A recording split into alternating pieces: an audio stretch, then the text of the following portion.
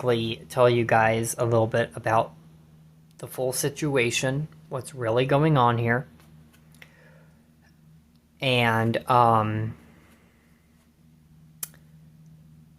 want to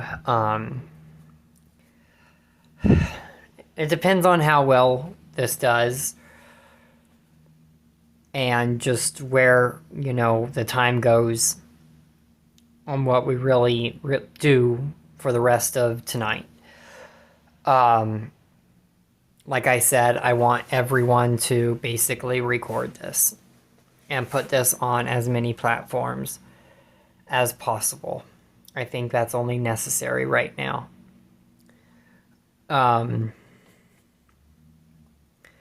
So, as you guys know, I used to live in California. I was born in California, in a town called Lancaster, California. My family, my mother and my father, basically, there was a lot of neglect in my life, mostly my mother, and I was taken away from her at a young age, in and out of foster homes growing up. My mother decided to move to Colorado. I moved to Colorado because I was forced to by my mother. I was only in Colorado, in a town called Hugo, Colorado, for not even maybe a month or even 2 months. And I was put right back into foster care here in Colorado. I was immediately taken away from my mother. They decided that the foster care situation was not the great option for me. And they had two options. Because I was still underage, put me up for adoption, keep me in the foster care situation, or put me up for custody. And being put up for custody is basically a family member can, through the court, gain control of guardianship.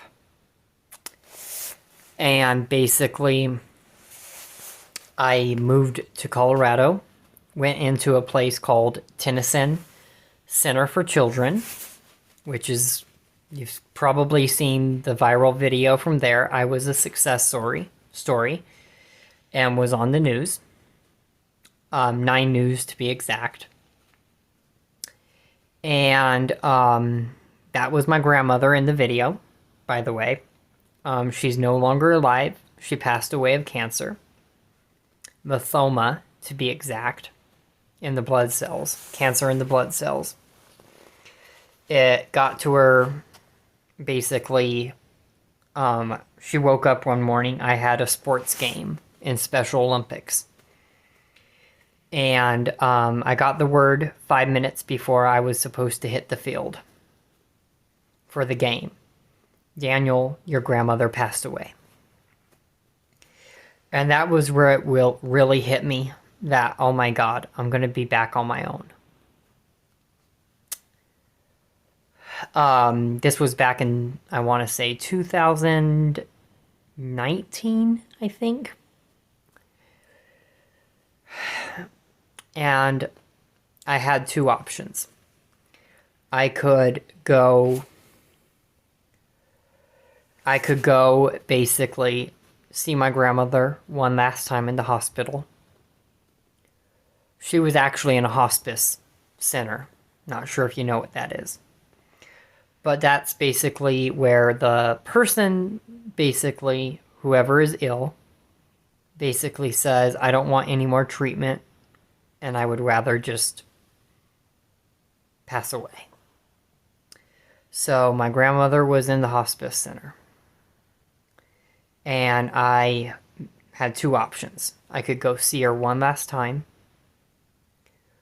or I could do the game. The sports game for Special Olympics.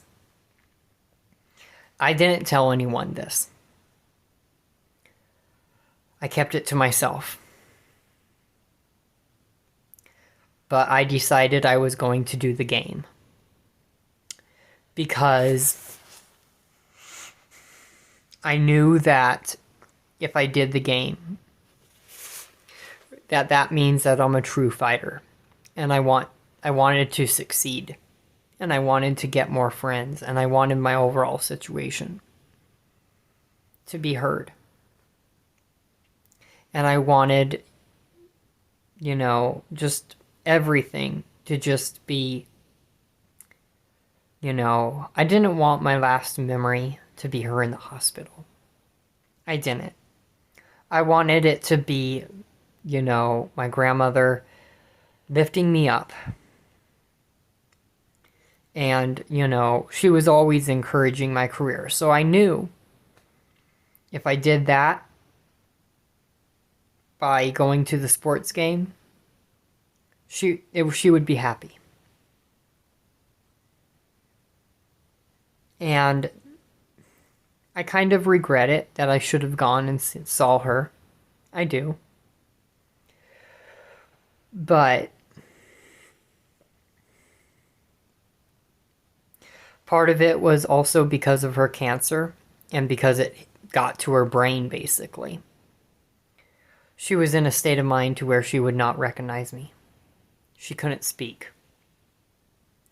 And did I really want that to really be my last memory? That I went and saw her, but she did not recognize me.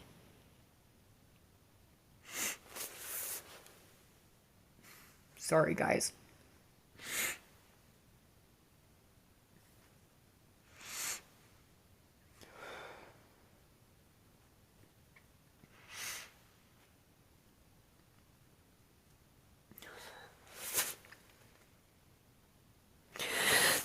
Sorry, guys.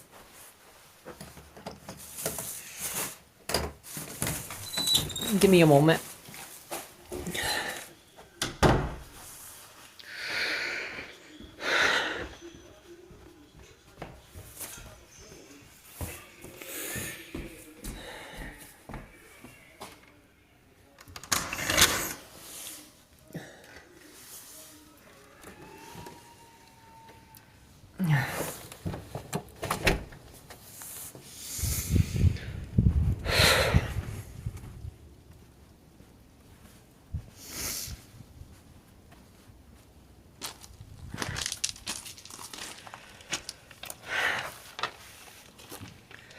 Sorry, guys.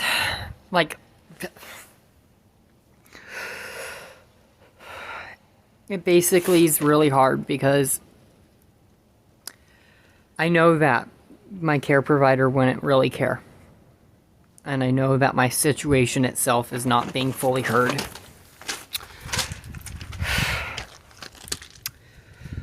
So, basically, as far as that situation goes, I basically got to a point to where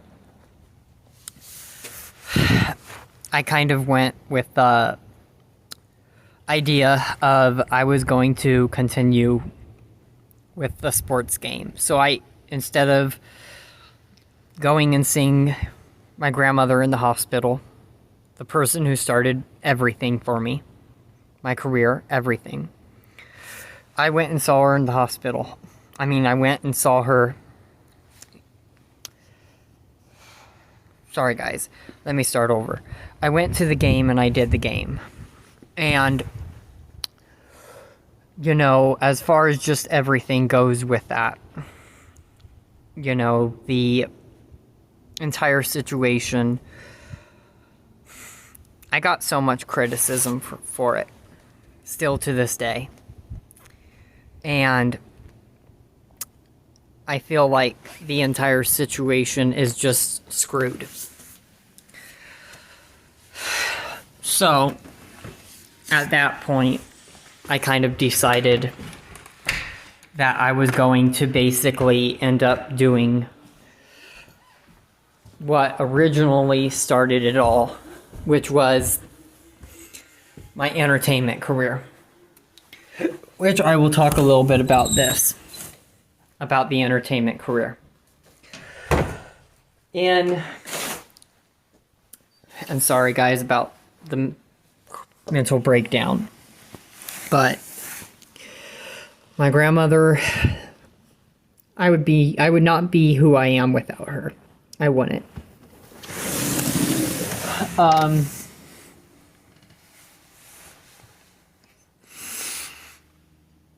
And so, basically, as far as my career, when I lived in California, when I was going in and out of foster homes, my grandmother got me into the city choir. And I traveled. I did concerts, I guess you would call it, with the choir. And audiences upwards of 1,000 to 2,000. Even, I want to say one time, up to about maybe 5,000 people. And I was, at the time, in elementary